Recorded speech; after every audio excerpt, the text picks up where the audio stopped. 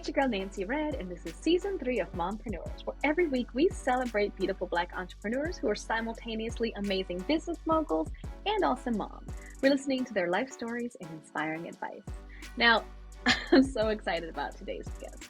She has always had a hustle about her. I've been obsessed with her since I saw her compete for the Miss America pageant as Miss Louisiana when I was in college. And I was actually writing a paper on minorities in the Miss America pageant.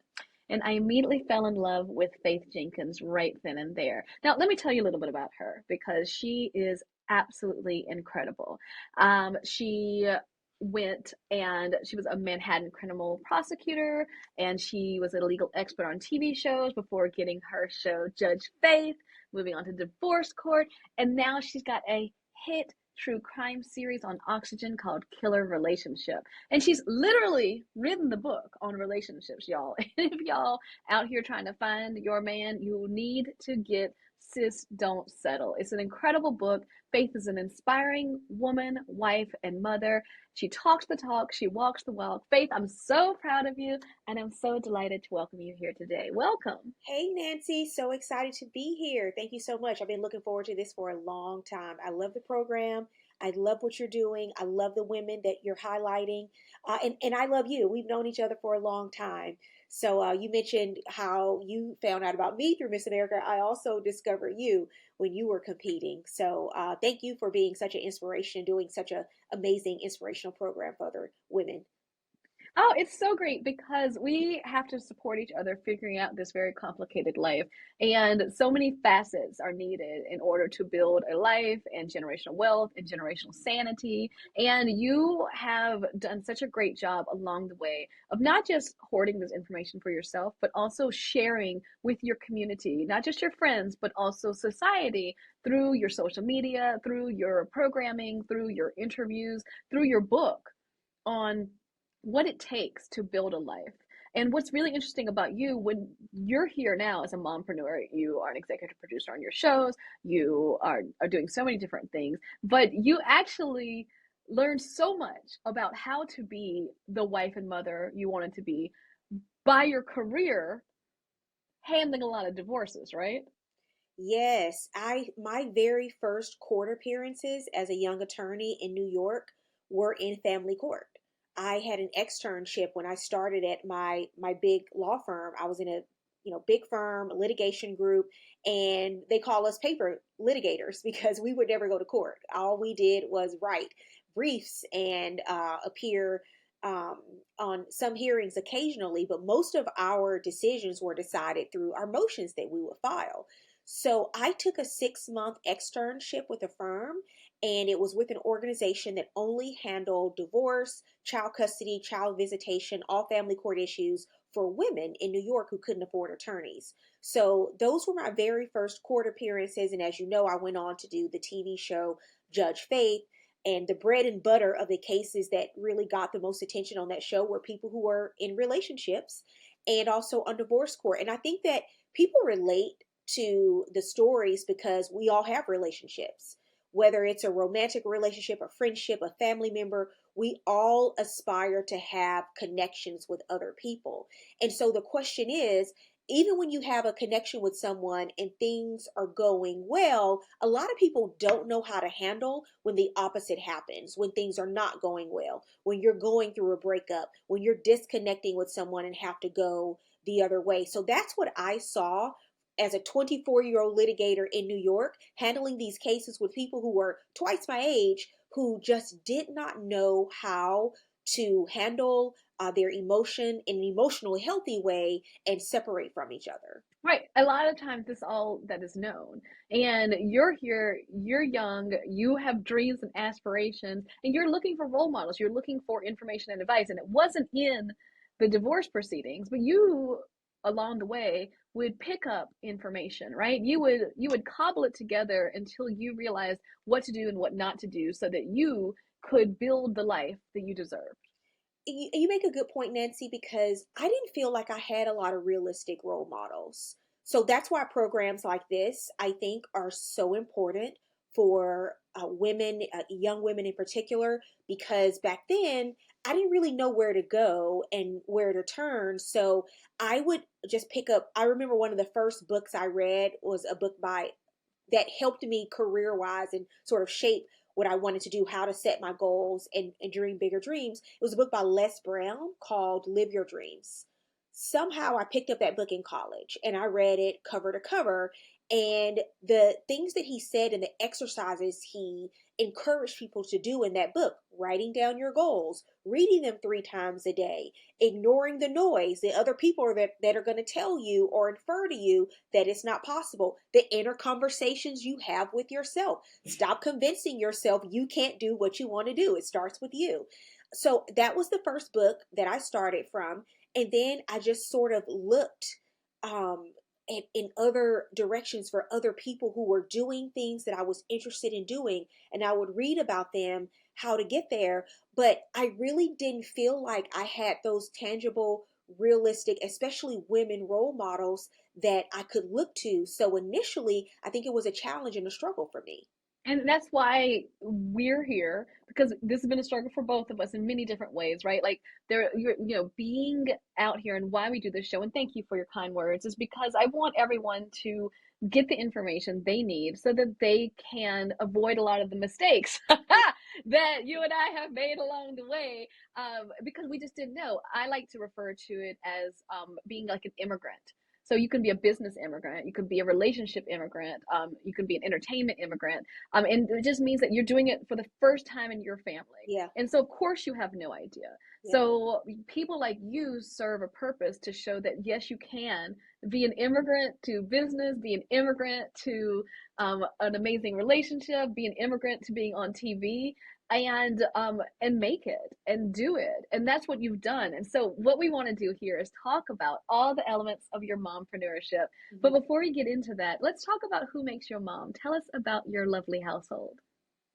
Well, as you know, I just had a baby. Was last year? It was last You, year. I don't. Can we still say it's just a baby? Because now Skylar is like a person. I know she's a little person now. Really, truly, she's almost 2.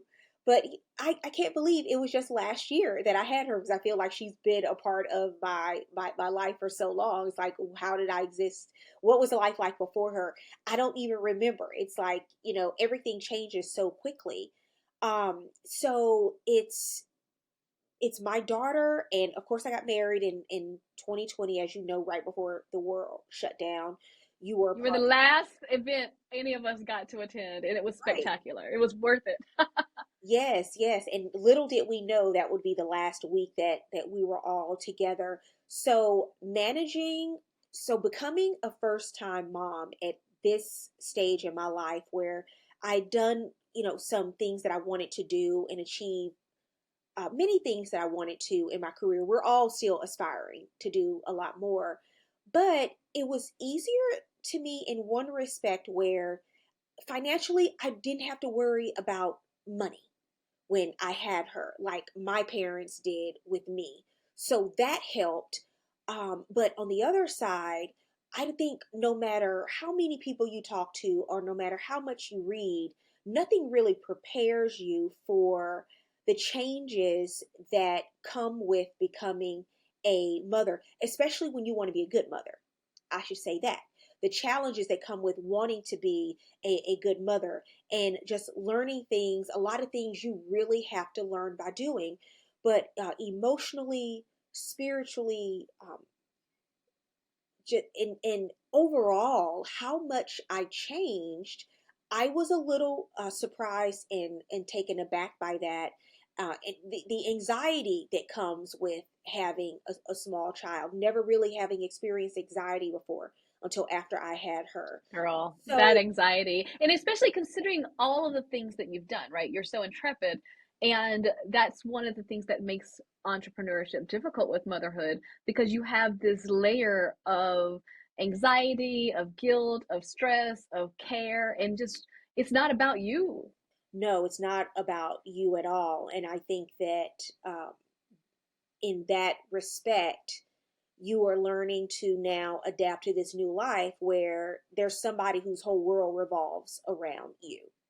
Right. So here you are, of course, because Skylar's a toddler and you've been killing it for well over a decade. Entrepreneurship came before motherhood. Um, but when you grew up back in Louisiana, did you grow up in an entrepreneurial household, or like we talked about earlier, are you kind of like an entrepreneurial immigrant? Are you the first in your family to go off and go on to these different ventures? Well, definitely in the TV and entertainment world. Growing up in what I consider to be a small town in Louisiana, not being exposed to a lot of the arts in terms of what it, people being from my area that are writers or producers or actors or TV hosts, just didn't have exposure to a lot of that, so it wasn't even on my radar as something that I was interested in initially. I thought, I want to be an attorney, I want to go to law school. I looked and I saw how much money attorneys made in Louisiana. Didn't even have dreams to go outside of the state at that point.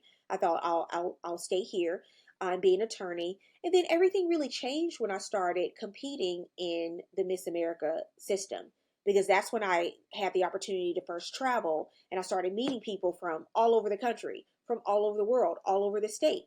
And that pushing me outside of my comfort zone uh, caused a seed to be planted in me, and I started dreaming a bigger dream. My dad, I think, always had an entrepreneurial spirit, and in the end, he was a business owner. But before he passed away, he was doing a lot in the construction business in my hometown. But I didn't learn, and I wish I would have. I didn't learn as much from him as I could have, because we just did not have those conversations. And looking back now, though, there are a lot of conversations that I wish I would have had, because learning from other people's mistakes is also a part of growth.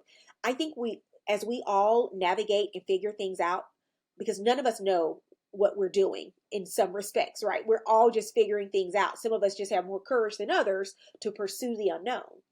But learning from other people's mistakes is also an important part of your growth. You don't have to make all the same mistakes that other people make. You can learn from those mistakes and then choose to grow in that respect. And so there's two parts to it. You going forward, when you fall down, you try to land on your back, because if you look up, you get back up, you go again, and then you look at what other people have done, mistakes that they've made. That's why it's important to read and be informed and get information and knowledge from other sources. So you combine those two things as you go along your journey.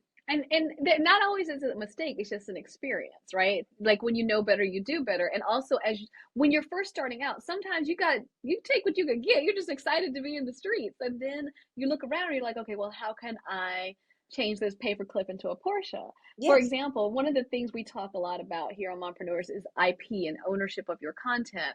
And what did you learn? Because you went from legal news correspondent, and for those of you who don't know, a lot of us start just with quick hits on TV. Like you go on, it actually costs you money because they don't pay you. Right. And then you have to get all pretty, like get to the place somehow, but you get some footage and then they'll pay you as a contributor. And then you ended up on the syndicated show Judge Faith. Yes. And what did you learn in that experience that parlayed as you moved on to divorce court and now your own true crime series on Oxygen? Like, what are some of the things you learned about ownership and business along the way in television? A few really important things. And I love the way you said how you rephrased, when we talked about making mistakes, because it's all a part of a growing process. So you can call them lessons, you could call them opportunities to evolve. All of those things is a great way to look at it. I first started, like you said, investing in myself.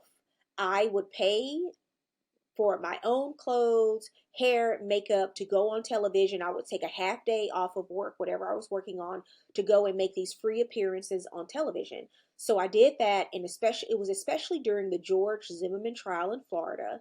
The young man Trayvon Martin, the teenager Trayvon Martin, was killed, and that trial was covered every day on all three of the major networks.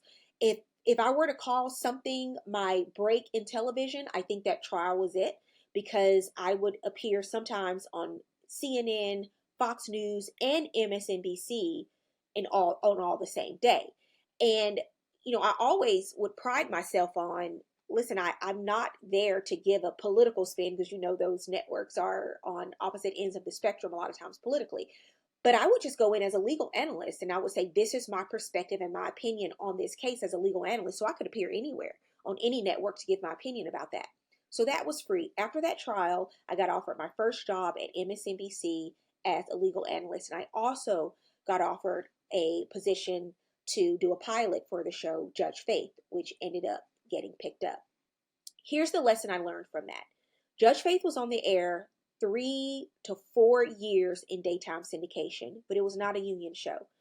That show, I first started taping that show in 2014.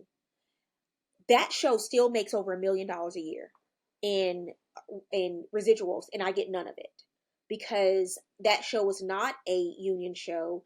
It was my first time hosting a show on TV. So if I can phrase this way, they had all the power and I had very little when I negotiated that deal and that contract. So I wasn't an owner. I didn't have money to put into the foundational aspect of the show. I wasn't an executive producer.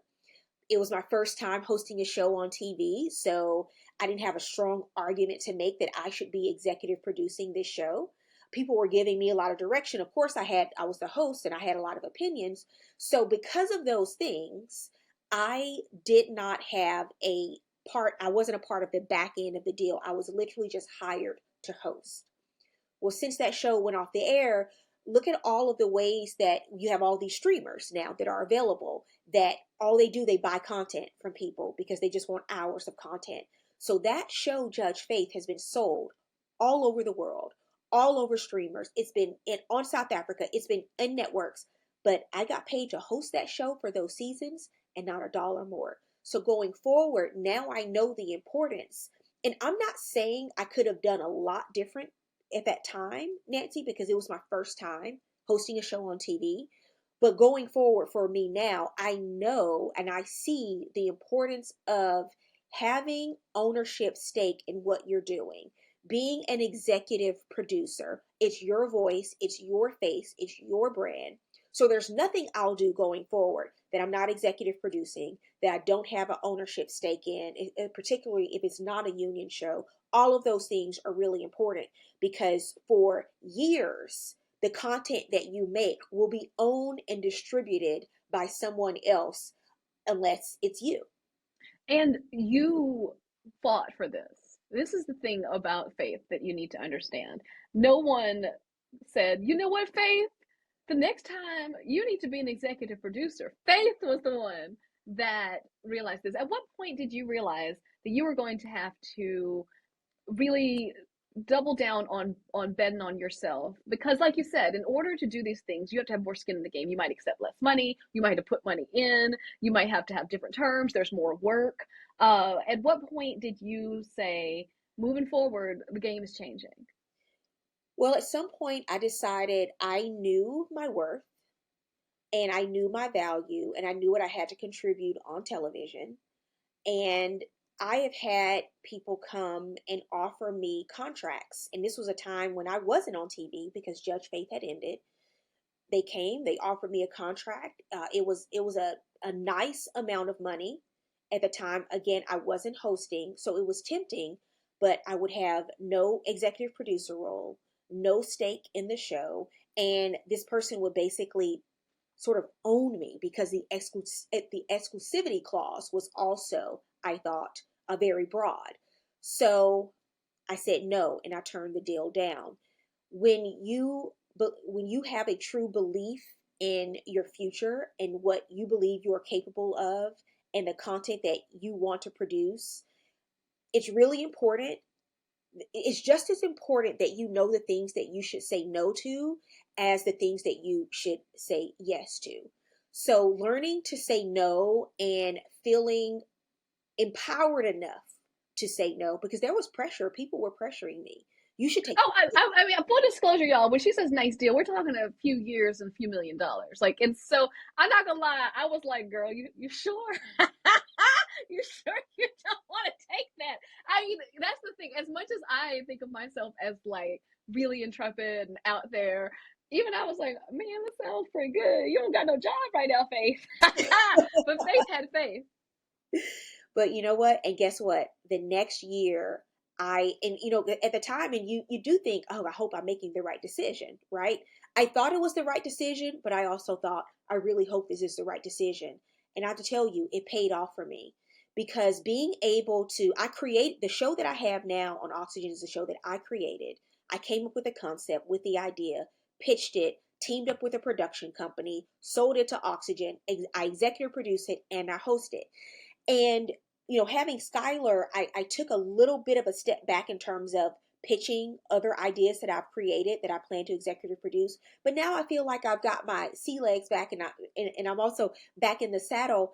And because once you do it and you see that you can do it and that it can be done and you can get these deals done, then the sky's the limit. Sometimes all it takes is one step of you seeing that that door is cracked and that you can walk through it. The sky's the limit, not only for you, but you've also opened the door for other people, because it's really important that, you know, it's really important to have diversity of voices in all aspects of the genres of TV, not just in daytime court, where you see a lot of African American TV hosts because of the number of minorities that watch television in daytime, just the research, but also in the true crime genre, in the prime time hosting genre, all of those things. It's important to have the diversity of voices on all sides, not just what's in front of the camera, but what's behind the camera, and who's making the decisions about what we watch and see on TV, on linear cable, on the streamers.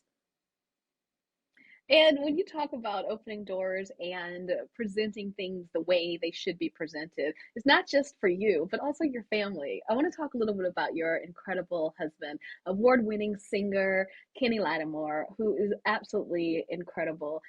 What do you think when you all got married? Because he's a businessman, you're a businesswoman. Together, how have your businesses evolved? Tremendously, because Kenny is a great businessman. A lot of people know him as an extraordinary singer and songwriter, but at, at at the core of his heart, he's an entrepreneur, and he's actually great. A lot of the things I've learned and a lot of the courageous steps I've taken since we've been married has been because of his encouragement. He runs an impeccable business, KL Entertainment, on his own. So just by watching him and getting advice and learning from him, has helped me tremendously to be able to step out on my own and be more of an entrepreneur. Because I will tell you, I was just like, I moved to New York, I have a great job, I'm working at this law firm, I'm getting my checks every other week. It was a safety net for me, and that was very important for me as someone who didn't have a lot of money growing up, that I knew I was going to have this salary coming in. And the first time I left that job to step out on my own to do something that did not involve knowing that I was going to get this check every other week was very scary for me. And now I've learned, though, never put all my eggs in one basket. We are about expanding. And Kenny and I have done really well together the last 5 years in, you know, quietly, because we don't really talk about these things, but in our real estate investments, our real estate portfolio, just the things that we've been able to do together, these two brains coming together. And that's why I say it's so important who you choose to spend your life with and partner with, because they are going to have such an influence on the decisions that you make. And though it can be for better or it can be for worse. So for us, it's been for better, because I married somebody who's really smart, who's been an entrepreneur for a long time, running his own business. And I've been able to take things from him, but also together we've come together and we've been able to have some really successful projects. So that it's been amazing for me. But going back to what I said, though, about stepping out of that comfort zone, just being able to say, you know what, I'm not going to rely on this job and be beholden to this one job and this check, when I can dream a bigger dream and I can have so many eggs in different baskets. One of the lessons I learned, the growth opportunities I learned when Judge Faith did get shut down by our funder, the stations loved the show. So it was never canceled by the stations. That was the challenging part about that show going out of production. We just had a funder who didn't want to fund it anymore. He wanted to invest in something else. But what I learned at that time, Nancy, I wasn't working on anything else. It was my first show. I was just happy to be on TV. I loved doing it, and I thought we were going to do it and be on the air like Judge Judy. The music was never going to stop. Yeah.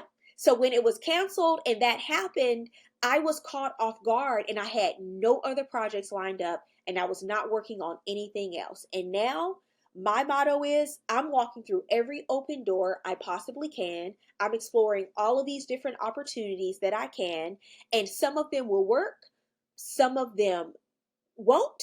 But guess what? I won't know. I'd rather live my life having tried everything and feeling like, yes, some of these balls, they were dropped, than live my life having regrets about things and wondering, wow, I wonder if I had tried that, if that would have worked out for me. And now I'll never know.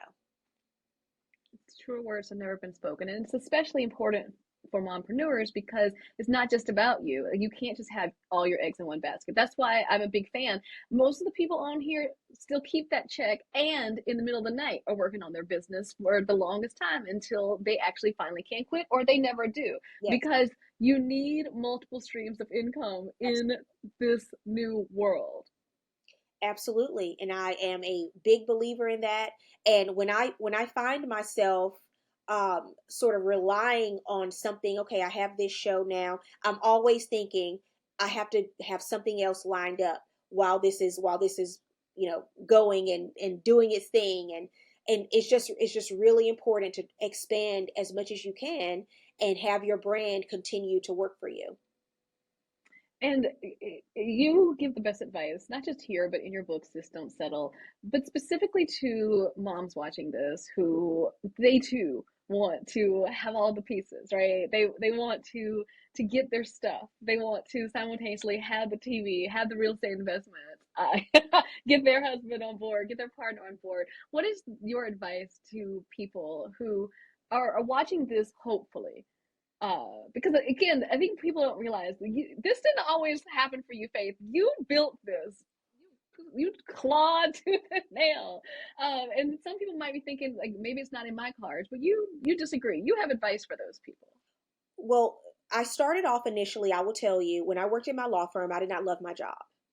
I was working a lot of hours. I was even spending the night at the office. There were many days that I cried because I thought I just didn't like the job. It was tough. It was hard. But I knew that I was learning what I needed to learn to take me to the next level. And I knew that it was an important part of my journey. So I stuck with it because I thought these are the lessons that I need to get from this. This is the skill set I need to develop. So there's going to be a point in your career where you're in growth and development. You're developing a skill set. I could not go on TV and give advice about something I never experienced. So I had to actually practice law. And I did that for 8 years. For 8 years when I started, I was not on television. I was not appearing anywhere, making any appearances. I was not doing guest speaking engagements. I was working at my job, long hours, nights, weekends, spending the night. It was all a part of my grind. But that experience set me up for the next level. When I was ready after those 8 years of that grind and working, I called a friend who I thought knew somewhat at a network, and I said, hey, I want to give a legal opinion on a case. Can you help me meet this person? And they did. And so then I started working for free on television. So it was a different kind of grind because I was working for free. I was giving of myself because at that point I wanted to be seen on TV. Then the third step was when I got that phone call.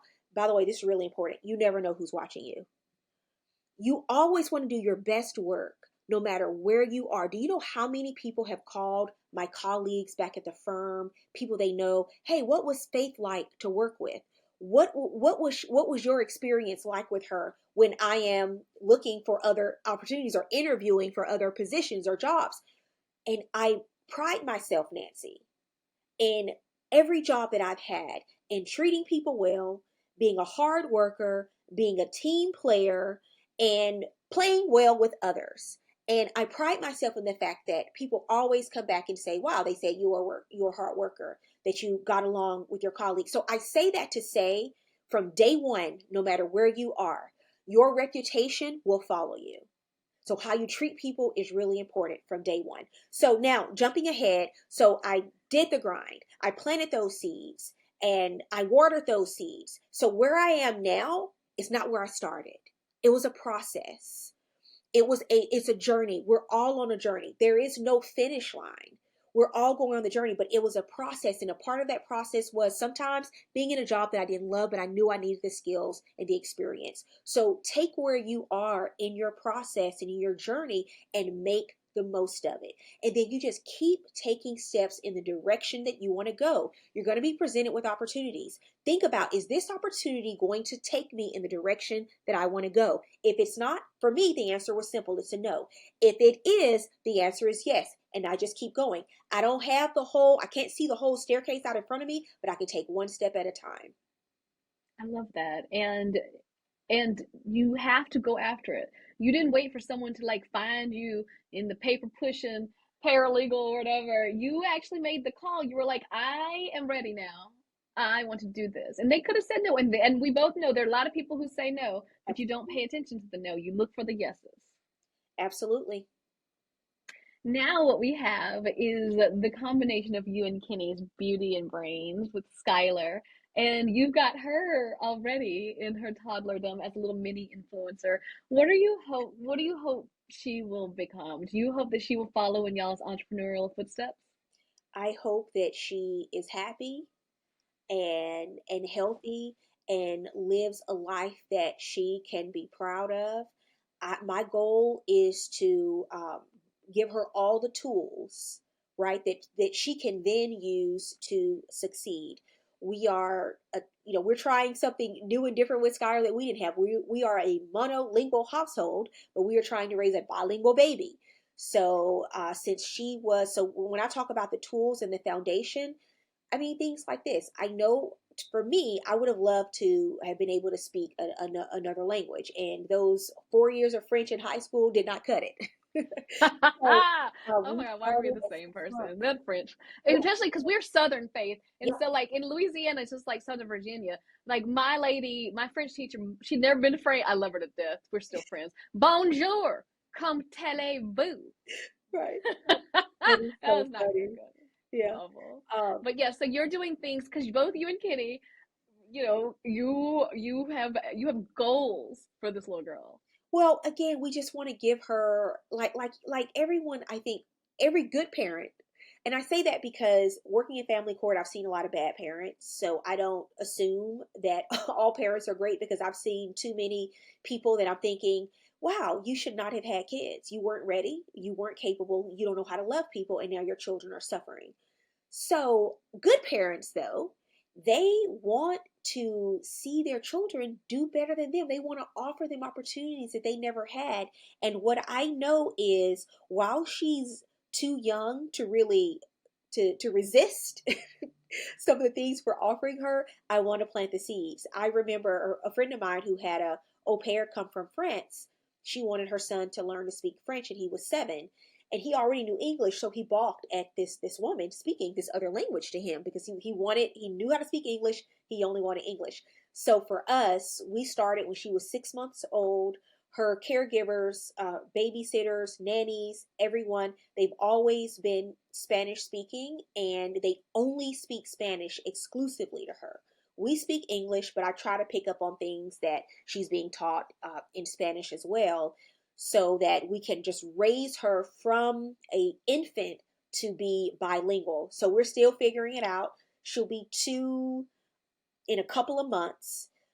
She's picked up on a lot of Spanish. She says a lot of words in Spanish. She says a lot of words in English, for her age. So we're happy with the progress, but we're learning as we go. We don't have all the answers as to how to do this, but we're giving it our best effort. But I think what you've said is the crux of this show, which is that you just want your children to do better than you. And resources. My father became a businessman because he wanted to insulate us from life, right? And resources, having your own business, having different streams of income certainly can help with that. So what do you think? How do you think mompreneurship and entrepreneurship can help with the goal of our children having a better, more comfortable life than we did? Well, whether you like it or not, you are your children's greatest teachers. They're learning just by simply watching how you live. So everything we do, they are watching, they are emulating, they are figuring out how the world works around them. So I'll never forget this advice that someone gave me when I was pregnant with Skylar. They said, you'll have conflict with your husband, just like before Skylar came along, after she comes along, there'll be conflict. That's a natural part, a healthy part of marriage, is learning how to navigate that conflict. He said the mistake that people make is you'll have conflict in front of your child, and then you'll make up though privately away from them. So if you have any conflict in front of her, you also make up in front of her so she can see both sides of that coin. How do my parents handle conflict? And I think Kenny and I have mastered this in a way because we're both good communicators. So we know how to stay in our lane when we're having conflict and discussing things and getting to the bottom of things. We also realize we're on the same team. So when we're looking to solve a problem, we're trying to solve it what's best for this team that we're on. So I always want to demonstrate that in front of Skylar. And then when we make up and we resolve whatever conflict is having, I want her to be a witness to that. So that is really important to me as well. But just knowing, to answer your question in a more narrow sense, just knowing that these small children are literally learning everything about the world by what you give them, by what you show them, by what you are to them is really important. No pressure, right? Haha. There's a lot of pressure. That's what it is, a lot of pressure. No, that's why I laugh, because I have a new mom friend, and she was talking about her anxiety. I was like, join the club, sis. Absolutely. Absolutely. Okay, our time is almost up, but I cannot let you leave without participating in my favorite segment, which is called Mompreneurs Manifestation, where I ask all of our guests what's next for you, or what you're hoping comes next, and how we can help to manifest success in this endeavor for you. Well, I am going back into court TV. So these next several months are going to be really important to me. I really enjoy resolving people's legal issues on television. So small claims cases. And I also want to continue to open the door for other people who are interested in producing and hosting. I just spoke at a really great event in DC called HBCU First Look Festival. And it was all, young people who are interested in learning what happens behind the scenes as they navigate their interest in TV and film. So just giving back in that regard. And I think it's important that once you have these doors that are open for you, that you continue to reach back. And so I want to find other shows and other hosts and be able to pitch these ideas to get other people on the air, or other people working in a producer capacity. That's really important to me too, because I know how important it is once you have a voice and you have a platform to continue to try to open doors for others. I love that. Faith, you're the best. Thank you so much for being here. Thank you, Nancy. I appreciate it. And thank you so much for the work that you and your incredible team do with this program. It's really awesome and inspirational. It's a great place for us to go and be a source of inspiration, because we all need it in the days and times that we're living in right now. Absolutely. And we can all do it. We can all do it together. And some of you listening be like, ooh, I got a show idea. If you do, Faith, where can people find you and learn more about all the things you do? Your book is everywhere, Sis Don't Settle. Your TV show currently is on Oxygen. Where can people find you otherwise? And I'm also on social media.